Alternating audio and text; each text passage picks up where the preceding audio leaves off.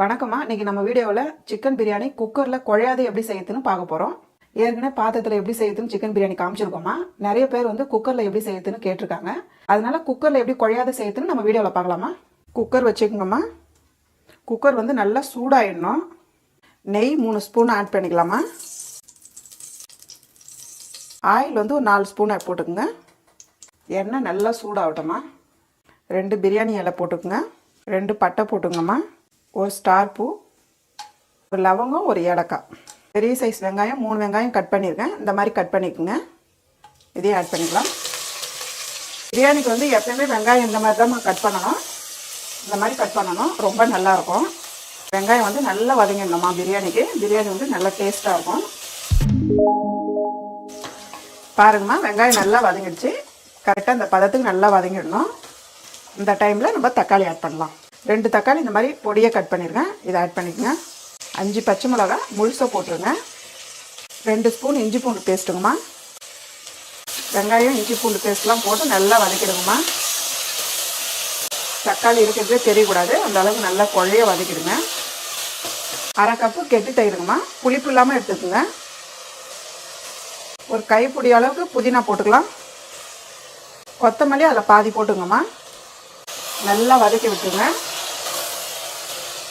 நல்லா வதக்கி விட்டுருங்கம்மா. புதினாலாம் போட்டு நல்லா வதக்கிடுங்க. நம்ம வந்து குக்கரில் செய்கிறோம் இல்லைங்களா, அதனால் வந்து வெங்காயம் தக்காளி எல்லாமே நல்லா வதக்கிடணும். ஏன்னா அதுக்கப்புறம் நம்ம ரைஸ் போட்டு மூடிடுவோம்.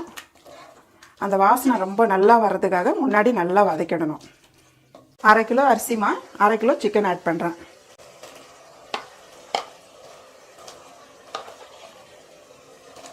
சிக்கன் போட்டு நல்லா கிளறி விட்டுருங்கம்மா.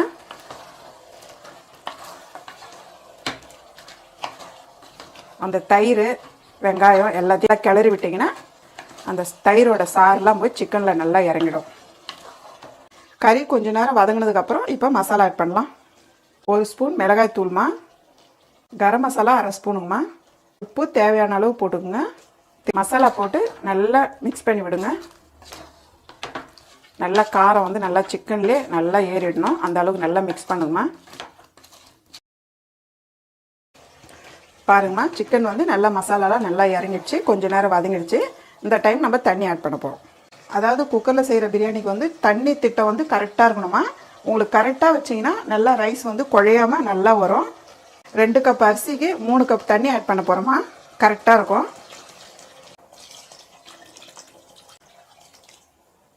தண்ணி ஆட் பண்ணி நல்லா கிளறி விடுங்க. உப்பு காரம் பார்த்துக்குங்க. இது 2 கப்பு பாஸ்மதி அரிசிமா, அதாவது 1/2 கிலோ. உங்களுக்கு 10 நிமிஷம் தண்ணியில் ஊற வச்சு ஆட் பண்ணிக்கலாம். கழுவிட்டு ஊற வைங்க.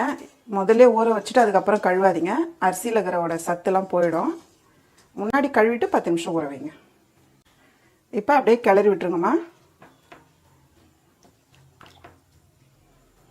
அரிசி போட்டு கிளறி விட்டு உப்பு காரெல்லாம் பார்த்து நீங்கள் மூடிடலாம்.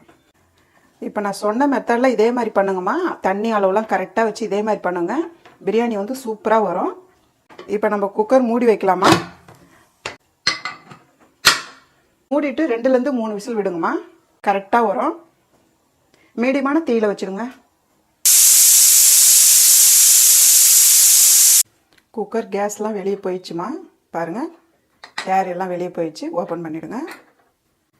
வாங்கம்மா பார்க்கலாம் எப்படி இருக்குன்னு. பாருங்கம்மா, எவ்வளோ சூப்பராக வந்திருக்கு பாருங்கள். ரைஸ்லாம் அப்படியே மேலவே நிற்கிது பாருங்கள்.